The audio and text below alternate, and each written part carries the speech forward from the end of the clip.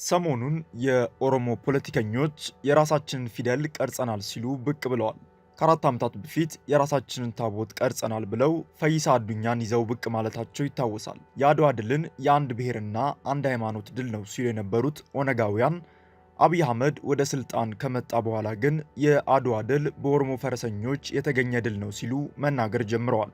የዳግማዊ ምኒልክን ሐውልት ካላፈረስኩ ሲሉ የነበሩ ሰዎች አድዋ 00 በሚባለው ሙዚየም ውስጥ በመልክ የአዳነች አቤቤን በቁመት ደግሞ የአጫሉ ሁንዴሳን የመሰለ ሰው ቀርጸው የአባገዳ ዱላ አስጨብጠው ሐውልት አቁመው ሚኒሊክ ነው ሲሉ ተሳልቀዋል።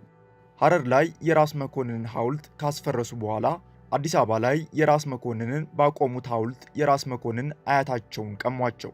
በዚህ ልክ የተቃርኖ መንገድን የመረጡት የኦሮሞ ፖለቲከኞች ከቅርብ ጊዜያት ወዲህ ደግሞ የቁቤ ፊደልን አንፈልግም ሲሉ ሌላ ፊደል ቀርጸናል ማለታቸውን እየነገሩን ነው። ለመሆኑ ከተጠቀሱት የተቃርኖ መንገዶች በተጨማሪ የኦሮሚያ በዓልና ሰንደቅ ዓላማም የተሰረቁ ናቸው ሲል የታሪክ ተመራማሪው አቻምየለህ ታምሩ ይናገራል። የገዳ ባንዲራ የሚባለው የጀርመን ኢምፓየር ነው፣ ኢሬቻም የአማራ በዓል ነው እያለ ይሞግታል። እኛም ለዚህ የጊዜ ተረገጻችን የአቻምየለህ ታምሩን ሞጋች ሐሳብ ይዘንላችሁ ቀርበናል። እስከ መጨረሻው እንድትከታተሉንና ሚዲያችንን ሰብስክራይብ እንድታደርጉ በአክብሮት እየጋበዝን በቀጥታ ወደ ታሪኩ እናመራለን።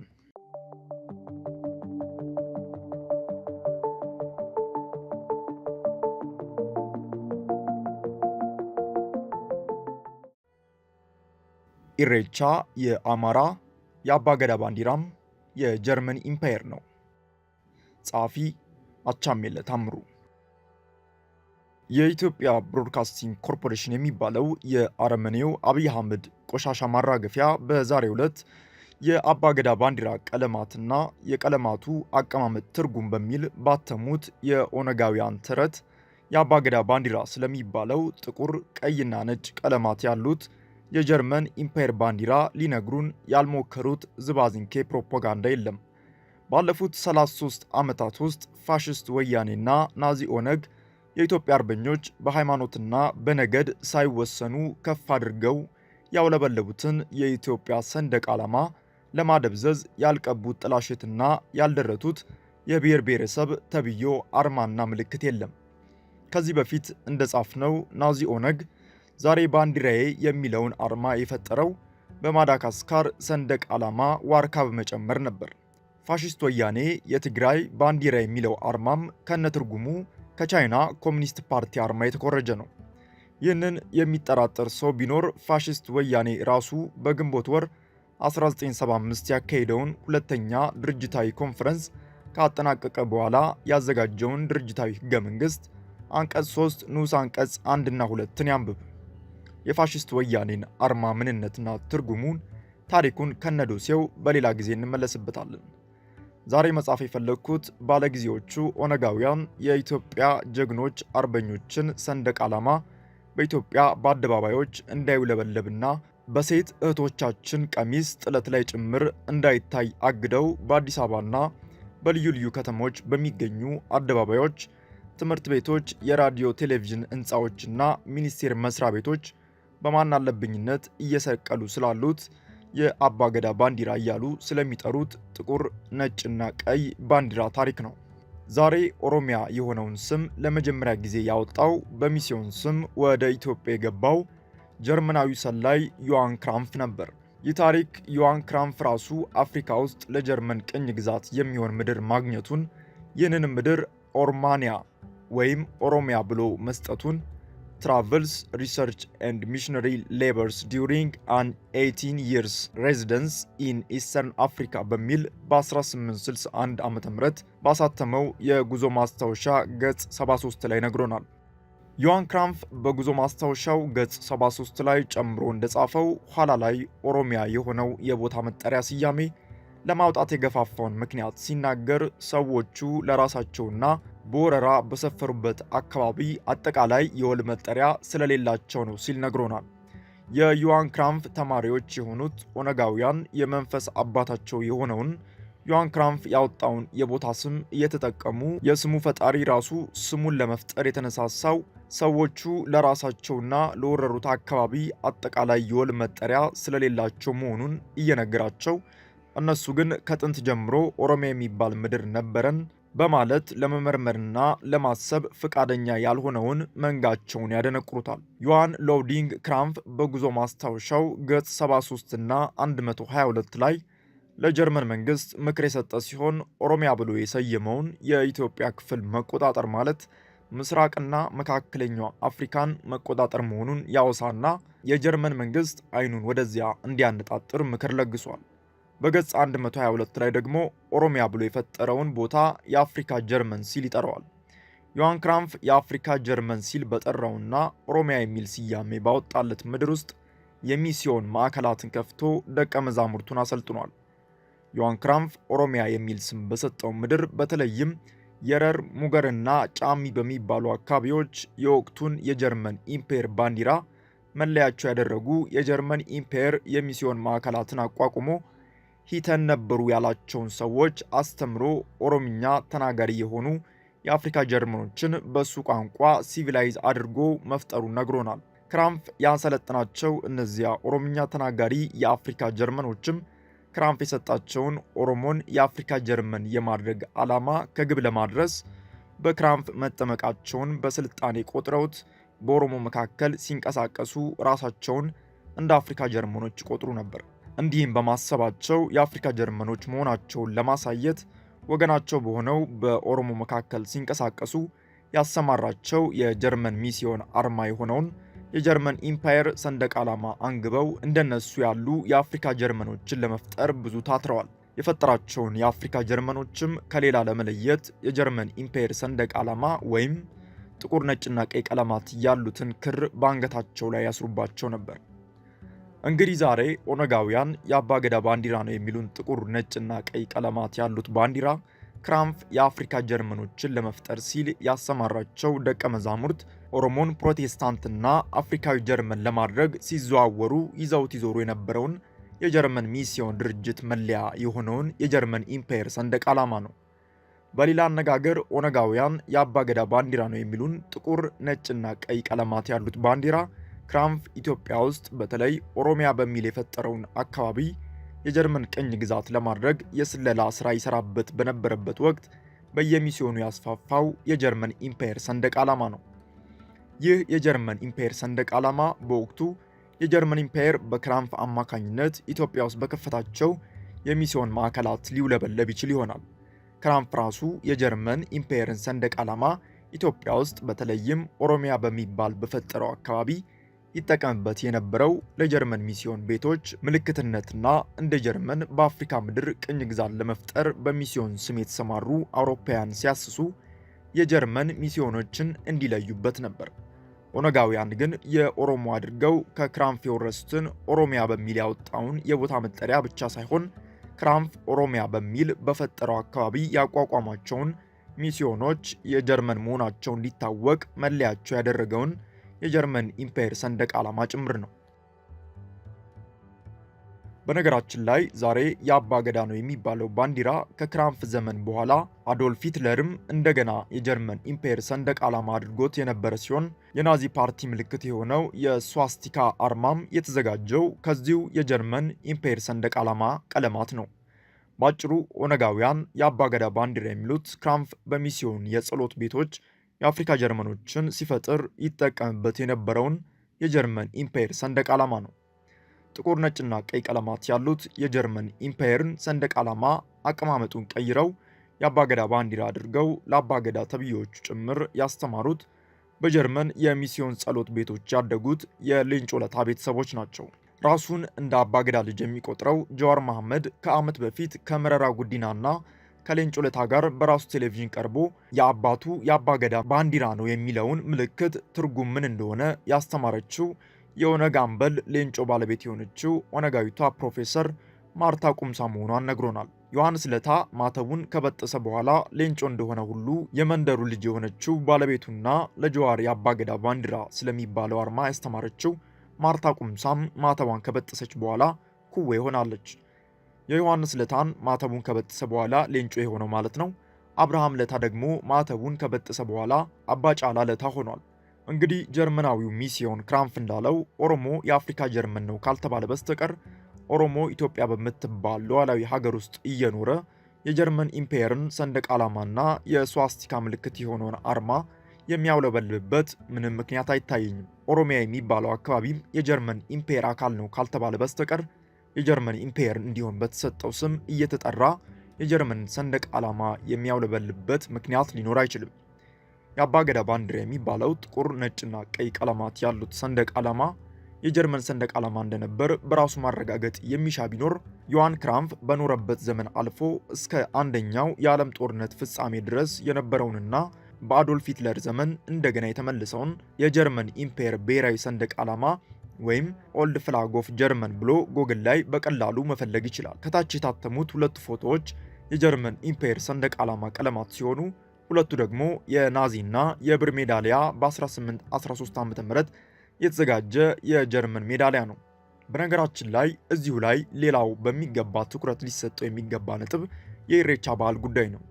ይህንን በዓል በተመለከተ የታሪክ ተመራማሪው አቻምየለ ታምሩ ኢትዮጵያ ውስጥ የተዘረጋው አረመኔያዊው የኦሮሞማ አፓርታይድ አገዛዝ ዋና ስራ አስፈጻሚ የሆነው አብይ አህመድ ከ2 ቀናት በፊት ባወጣው መግለጫ ኢሬቻን የኦሮሞ ገዳ ስርዓት አካል ነው ብሎናል።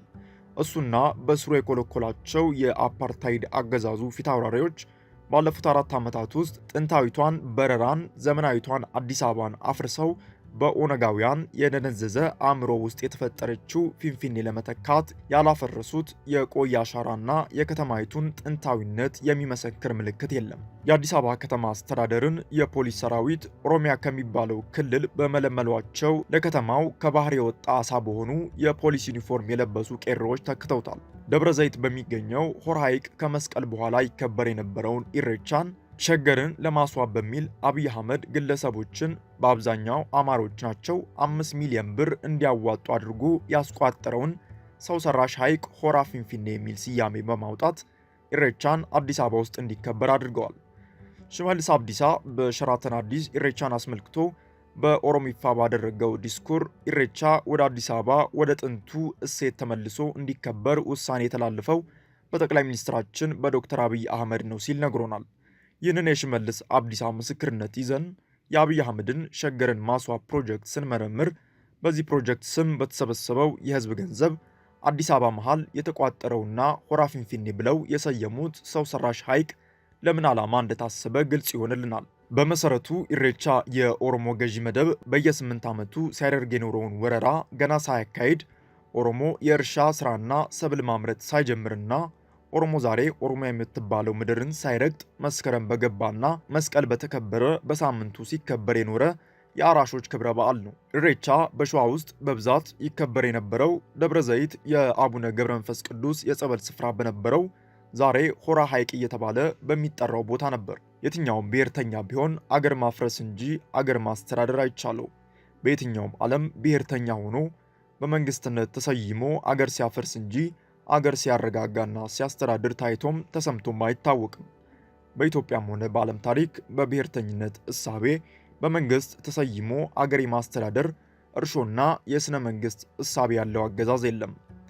የኦሮሞ ብሔርተኞችም ዓላማቸው ወንድም በወንድም ላይ እህት በእህት ላይ በማስነሳት የኦሮሞ ኢምፓየር ቅዠታቸውን ማሳካት እንጂ ኢትዮጵያ የምትባል አገር የማስተዳደር ፍላጎት እርሾና የሥነ መንግስት እሳቤ የላቸውም።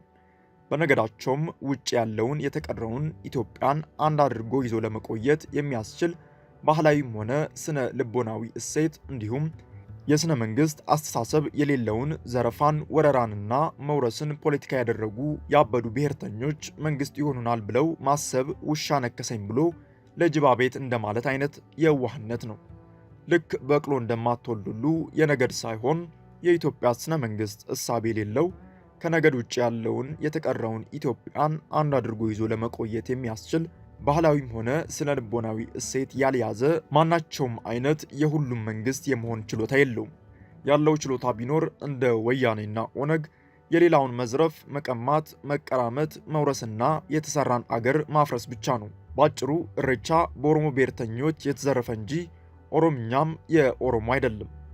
ኢሬቻ ኦሮሞ ከባረንቱ ወርሶ ኢትዮጵያን ከወረረበት የገዳ ስርዓት ጋር የሚያገናኘው አንዳችም ነገር የለም። እሬቻ የኦሮሞ በዓል ወይም ባህል ቢሆን ኖሮ የሚከበረው አንጋፋው ኦሮሞ በሰፈረበት በከብት አርቢው ቦረና እንጂ ከቦረና 6 ኪሎ ሜትሮችን በላይ ርቆ በእርሻ ላይ የሚተዳደሩ ገበሬዎች በሚኖርበት ደብረ ዘይት አይደለም።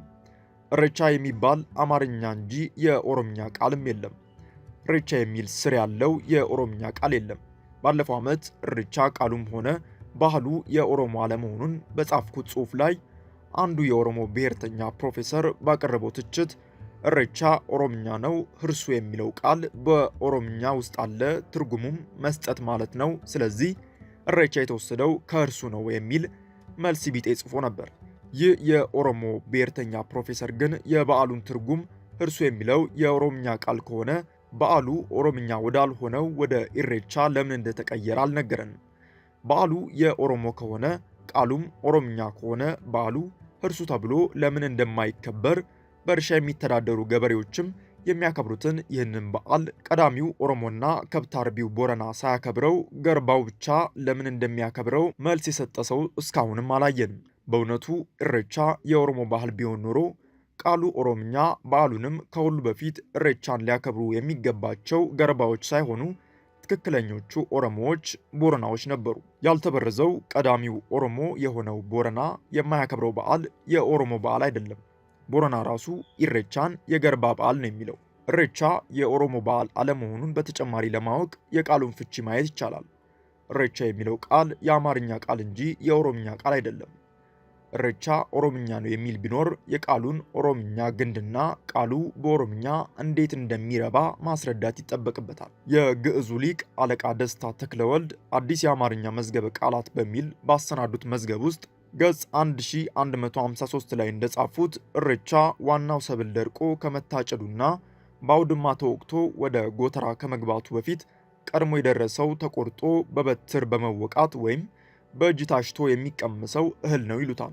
ሌላው የግዕዝ ሊቅ ከሳቴ ብርሃን ተሰማም በ1951 ዓ.ም ባሳተሙት የአማርኛ መዝገበ ቃላት መጽሐፋቸው ገጽ 218 ላይ ኢሬቻ ነባር የአማርኛ ቃል መሆኑን ይገልጹና ትርጉሙም መከር ከመድረሱ በፊት ቀደም ብሎ በመድረስ ለችግር ወይም ለመብል የሚውል ሰብል ነው ይሉታል።